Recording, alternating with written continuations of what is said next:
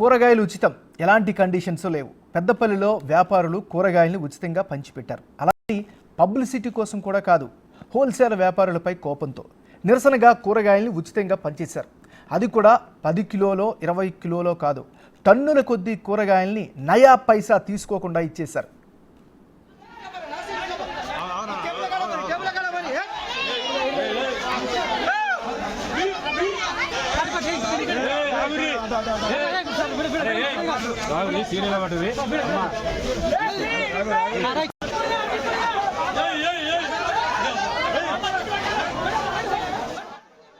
అసలే కూరగాయల ధరలు ఆకాశాన్ని అంటుతున్నాయి. పైగా మార్కెట్లో ఉచితంగా ఇస్తుండడంతో జనం ఎగబడ్డారు. పెద్దపల్లిలో ఇదో హాట్ టాపిక్గా మారింది.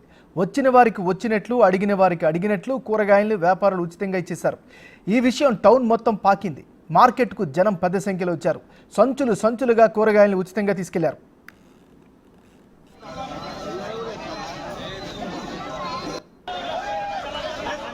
ఇంతకీ కూరగాయలు ఉచితంగా ఎందుకు పంచిపెట్టారు? దీని వెనుక కూడా ఇంట్రెస్టింగ్ విషయం ఉంది. పెద్దపల్లి మార్కెట్లో హోల్సేల్ వ్యాపారులకు, రిటైల్ విక్రయదారులకు మధ్య గొడవ మొదలైంది.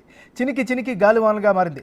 మార్కెట్ ఒప్పందం ప్రకారం హోల్సేల్ వ్యాపారులు రిటైల్గా కూరగాయలను అమ్మకూడదు, కానీ వాళ్ళు కిలోల చొప్పున అమ్ముతున్నారని రిటైల్ విక్రయదారుల ఆరోపణ. అది కూడా రోజు మొత్తం కిలోల చొప్పున అమ్ముతున్నారని ఆగ్రహించారు. వారిపై కోపంతో వాళ్ళ నిబంధనలు పాటించనందుకు నిరసనగా రిటైల్ వ్యాపారులు కూరగాయలను ఫ్రీగా పంచిపెట్టేశారు.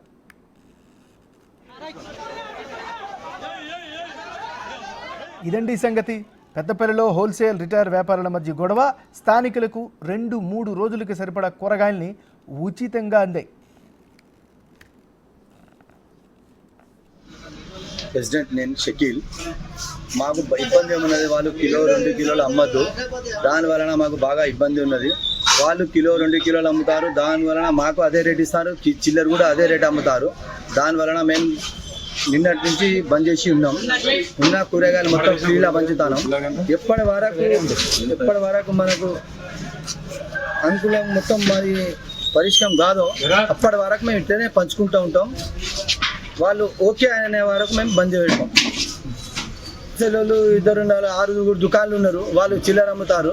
చెప్పినా ఇంటలేరు, చెప్పినా బూతులు తిడతారు, అని చెప్తే ఫైట్ చేస్తా అంటారు, ఏమేమి అంటారు, ఎక్కడ పోతా పోరి, ఏమేమి చెప్పుకుంటే చెప్పుకోపోరి అంటారు. దాని వలన మేము బంద్ చేసి 2 రోజులతోని.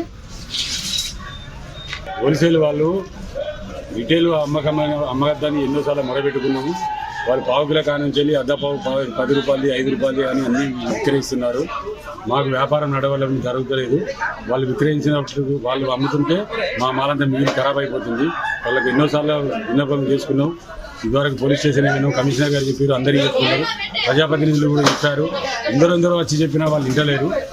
నిన్న కాక మొన్న ఏం జరిగిందంటే, మీరు ఏం చేసి కూడా చేసుకోకపోయి మా ఇష్టాంశం మేము కూడా మీరేందా మాకు చెప్పారు అని వాళ్ళు నానా బూతులు పెట్టుకున్నారు. దాని గురించి నిన్న నుండి మార్కెట్ బంద్ పెట్టినాము. మా దగ్గర మిగిలిన మాలు కమ్సే కమ్ 15-30 వేల మాలు ఉంది. దాని గురించి మాలు వృధా కాకుండా ప్రజలకు పంపిణీ